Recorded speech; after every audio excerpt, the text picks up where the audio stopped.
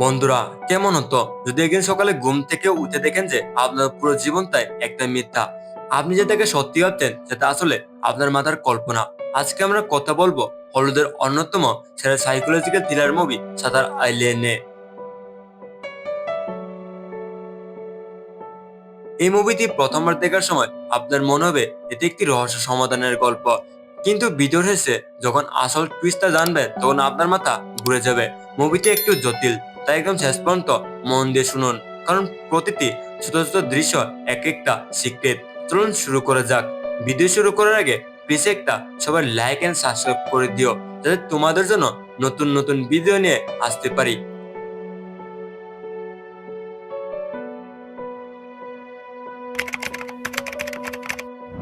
গল্পের শুরু হয় 1954 সালে। সমুদ্রের মাঝখানে কুয়াশা ঘেরা এক রহস্যময় দ্বীপে একটি জাহাজ এসে থামে। জাহাজে আছেন ইউএস মার্শাল টেডি ড্যানিয়েলস এবং তার পার্টনার চাক।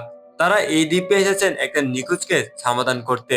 দ্বীপের নাম সাতার আইল্যান্ড, যেখানে একটা বিশাল হাসপাতাল আছে। সেখানে শুধু বিপজ্জনক মানসিক রোগীদের রাখা হয়। তারা ফিউচারে কোনো না কোনো এক বড় অপরাধ করেছিল, আর তাদের সেই অপরাধের প্রায়শ্চিত্ত হওয়ায় এখানে নিয়ে আসা হয়, যাতে তাদের ব্রেন সার্জারি করে সব স্মৃতি ভুলে গিয়ে নতুন মানুষ হিসেবে বাঁচতে পারে। রেচেল সোলোমানো নামে একজন রোগী তার লক্ষ্য রুম থেকে হঠাৎ করে উধাও হয়ে যায়। টেডি যখন দ্বীপে নামেন, তিনি দেখেন সেখানকার গার্ডরা খুব অদ্ভুতভাবে তার দিকে তাকাচ্ছে।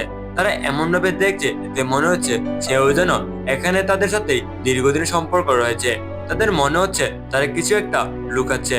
এমনকি হাসপাতালের প্রধান ডক্টর কুলিও এদিকে ঠিকমতো সাহায্য করছে না। এদের লক্ষ্য করেন এই হাসপাতালের রোগীরা খুব ভয়ে ভয়ে থাকে। এতে তেদির আরো সন্দেহ বাড়ে, আসলে এখানে কি হচ্ছে। তেদি যখন নিখোঁজ রেচেলের রুম তল্লাশি করেন, তিনি একটা চিরকুট খুঁজে পান, যেখানে লেখা ছিল the law of for which 67, অর্থাৎ চারের নিয়ম এবং 67 নম্বর কে। তেদি ডক্টর কলিকে জিজ্ঞেস করে, কিন্তু ডক্টর কলি তাকে কিছুই বলে না।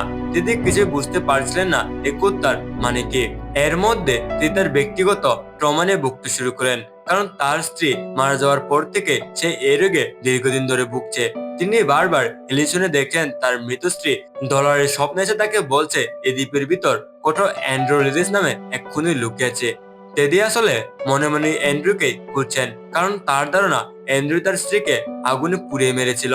মুভির এই অংশে দর্শক একদম কনফিউজড হয়ে যায়। দ্বীপে একটা প্রচন্ড জ্বর শুরু হয়। টেডি আর চাক হাসপাতালের ভিতরে তদন্ত করতে গিয়ে দেখেন যে এখানে রোগীদের উপর খুব বাজেভাবে ড্রাগ এক্সপেরিমেন্ট করা হচ্ছে।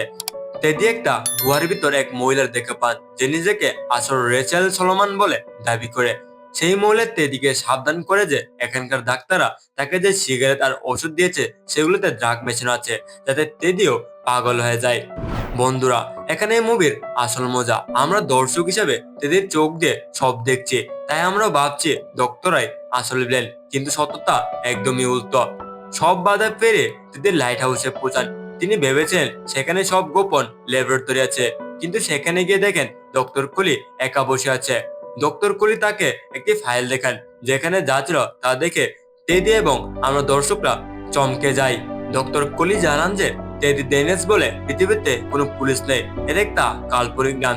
টেডির আসল নাম হলো অ্যান্ড্রু লেডিস। সে কোনো মার্শালও নয়, সে নিজেই এই হসপিটালে 66 নম্বর রোগী, আর সেই চিরকুটে লেখা ছিল 67 নম্বর ব্যক্তি আর কেউ নয়, সে নিজেই।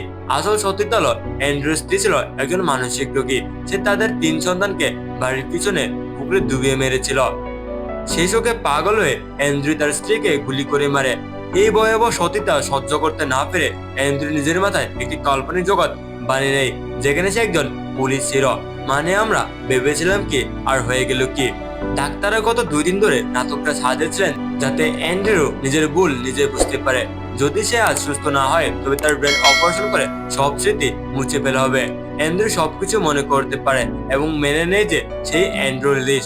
পরের দিন সকালে অ্যান্ড্রু আর তার ডাক্তার চাক বসেছিল। হঠাৎ অ্যান্ড্রু তাকে পার্টনার বলে সম্বোধন করে। ডাক্তাররা ভাবেন সে আবারও তার আগের কাল্পনিক জগতে ফিরে গেছে, তাই তাকে অপারেশনের জন্য নিয়ে যাওয়া হয়। কিন্তু যাওয়ার সময় অ্যান্ড্রু তার ডক্টরকে একটা কথা বলে, দানব হয়ে বেঁচে থাকার চেয়ে ভালো মানুষ হয়ে মরে যাওয়া কি বেশি সম্মানের নয়। এই এক লাইনে মুভির মানে বদলে যায়। অ্যান্ড্রু আসলে সুস্থ হয়ে গেছিল, কিন্তু সে তার সন্তানদের মৃত্যুর স্মৃতি নিয়ে আর বাঁচতে চাননি।